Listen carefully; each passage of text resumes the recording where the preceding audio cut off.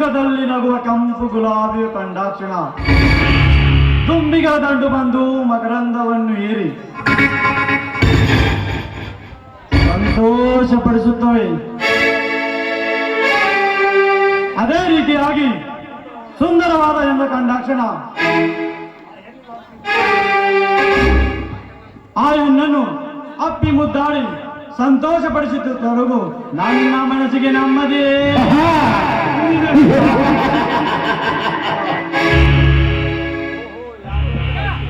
ಅದೆಷ್ಟೋ ದಿವಸಗಳು ಗತಿಸಿ ಹೋದರು ಈ ದೇಸಾಯಿ ಕಣ್ಣಿಗೆ ಒಂದು ಬಣ್ಣದ ಚಿಟ್ಟೆಯೂ ಕಾಣುತ್ತಿರಲ್ಲ.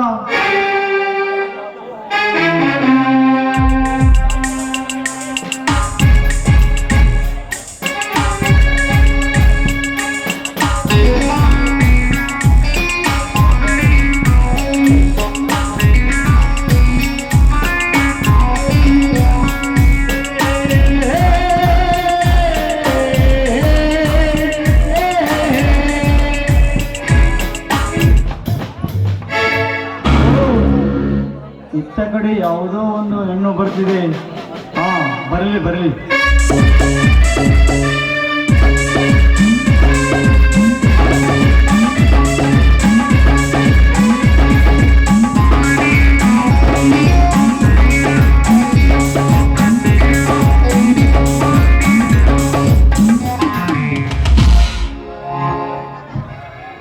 ಯಾಕೆ ಸ್ವಲ್ಪ ದಾರಿ ಬಿಟ್ಟು ನಿಂತ್ಕೊಳ್ಳಿ. ಮತ್ತೆ ರಸ್ತೆದಲ್ಲಿ ಹೀಗೆ ನಿಂತ್ರೆ ಓಡಾಡೋರಿಗೆ ತೊಂದರೆ ಆಗೋದಿಲ್ವಾ?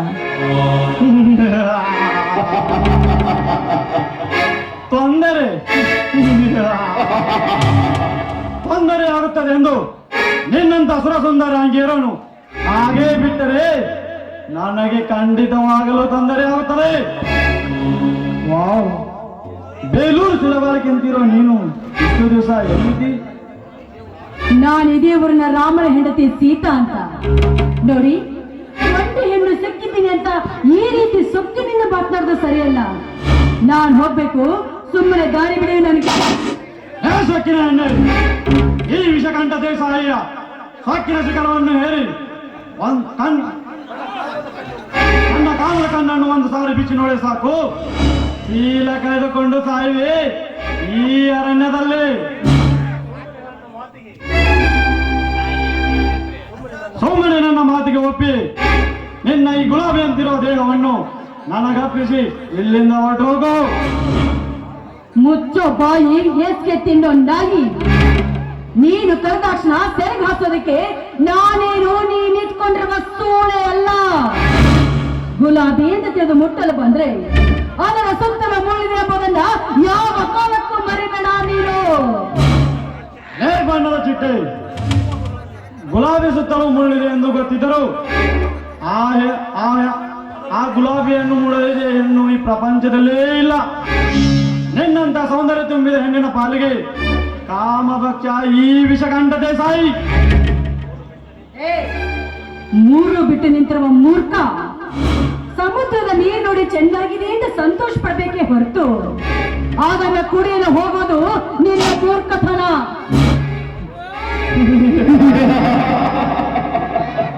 ಸಮುದ್ರದ ನೀರು ನೋಡಿ ಹಾಗೆ ಬರೋದಕ್ಕೆ ನಾನೇನು ಶಾಂಡನಲ್ಲ. ಅಂತ ಸಮುದ್ರದಲ್ಲಿ ಈಜಿ ಧುಮುಕಿ ಜೇಗಳಿಸಿ ಬಂದ ಈ ಜೇಬೇರಿಗೆ ಸವಾಲಾಗ್ತೀಯ ಸೌಂದರ್ಯ ತುಂಬಿದ.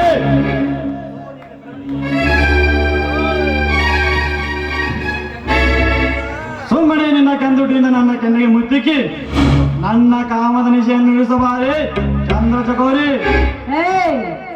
ದೂರ ಸರಿದ ನಿಂತು ಮಾತನಾಡೋ ದುರಾತ್ಮ.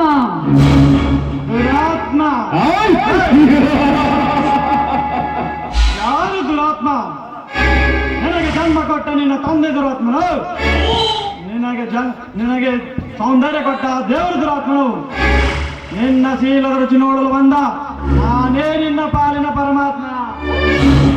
ಹೇಸಿಗೆ ತಿನ್ನೋ ಪಸುವೆ, ಒಂಟಿ ಹೆಣ್ಣಿನ ಮೇಲೆ ದೌರ್ಜನ್ಯ ಮಾಡುವ ನೀನೇ ಪರಮಾತ್ಮನ ಪಾಪಿನ ಮಗನೇ. ದೇವರ ನಾಮ ಸ್ಮರಣೆಯಲ್ಲಿ ಕೆಟ್ಟ ಕೆಲಸ ಮಾಡುವ ನಿನ್ನಂತ ಕೆಟ್ಟ ವಿಶೇಷಗಳನ್ನು ಶಿಕ್ಷಿಸಲು ಆ ದೇವರು ಮರಳಿ ಬಂದೇ ಬರ್ತಾನೆ. ದೇವರು ಬಂದ ಹೆಣ್ಣೆ, ಆ ದೇವರು ನನ್ನೇ ನಾನೇನು ಶಿಕ್ಷಿಸುವನು?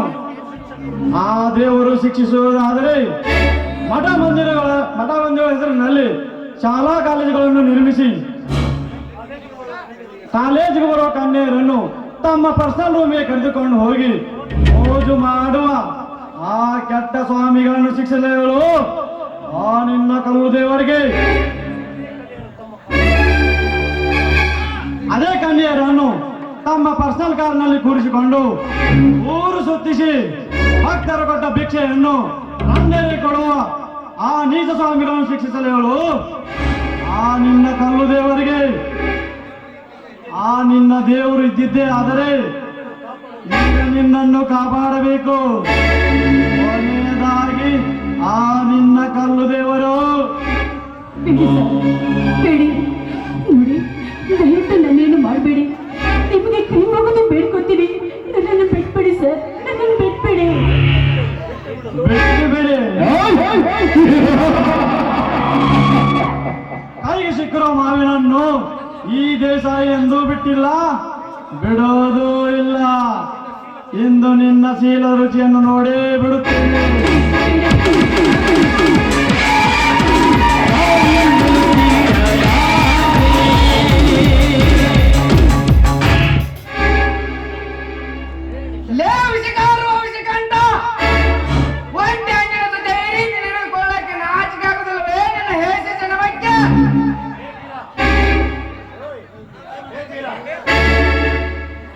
ಬೀರ, ಸೋಂಬರಿ ಇಲ್ಲಿಂದ ಹೊರಟು ಹೋಗು.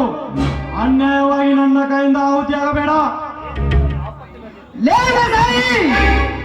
ಆಪತ್ತಿನಲ್ಲಿರುವ ಹೆಣ್ಣನ್ನು ಬಿಟ್ಟು ಹೋಗುಷ್ಟು ಹೇಳಿಲ್ಲ ಈ ಕರುಣಾಳ ಚಕ್ರವರ್ತಿ ವೀರ. ಹೆಣ್ಣಿನ ಮಾನ ಪ್ರಾಣ ಕಾಪಾಡುವುದಕ್ಕಾಗಿ ನನ್ನ ಪ್ರಾಣ ಹೋದರೂ ಸರಿ, ಆದರೆ ಒಂಟೆಯನ್ನು ಬಿಟ್ಟು ಹೋಗಲಾರೆ. ಪಡಬಿಕಾರಿ ಬೀರ, ಸೋಂಬರಿ ಇಲ್ಲಿಂದ ಹೊರಟು ಹೋದರೆ ಸರಿ, ಇಲ್ಲವಾದರೆ ನಿನ್ನನ್ನು ಕೊಂದಾದರೂ ಸರಿ, ಇವಳನ್ನು ಅನುಭವಿಸುತ್ತೇನೆ. ಆ ನಿನ್ನ ಪಿಸ್ತೂಲಿಗೆ ಬಗ್ಗುವ ಕಂಡು ನಾನಲ್ಲೇ. ಆ ನಿನ್ನ ಪಿಸ್ತೂಲಿನ ಬೆದರಿಕೆಯನ್ನು ಯಾವುದಾದರೂ ಬೀದಿ ನಾಯಿಗೆ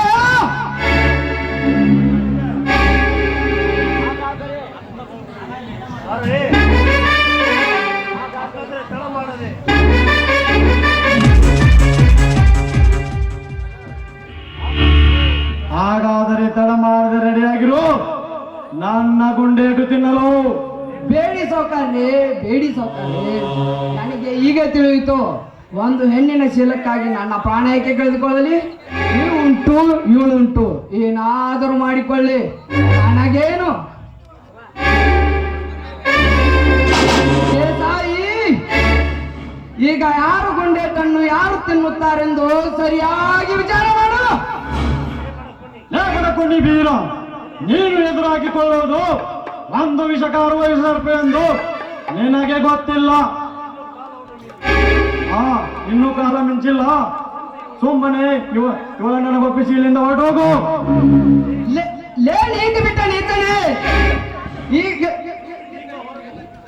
ಈಗ ನೀನು ಇಲ್ಲಿಂದ ಹೋಗದಿದ್ದರೆ ಈಗಲೇ ಈ ನಿನ್ನ ದೇಸಾಯಿ ದರ್ಪಕ್ಕೆ ಅಂತ್ಯ ಆಡಬೇಕಾಗುತ್ತೆ. ಜೋಕೆ ಆಲ್ ರೈಟ್ ಬೀರ, ಆಲ್ ರೈಟ್, ಹೋಗುತ್ತೇನೆ. ಹೋಗೋಕ್ಕಿಂತ ಮುಂಚೆ ಒಂದು ಮಾತು ಹೇಳ್ತೇನೆ, ನೆನಪಿನಟ್ಟಿಕೋ. ಇವಳು ಯಾವತ್ತಿದ್ದರೂ ನನ್ನ ಸತ್ತು. ಇಂದಲ್ಲ ನಾಳೆ ಇವಳ ಶೀಲ ರುಚಿ ನೋಡದೆ ಹೋದರೆ ನಾನು ವಿಷಕಂಠ ದೇಸಾಯಿನೇ ಅಲ್ಲ.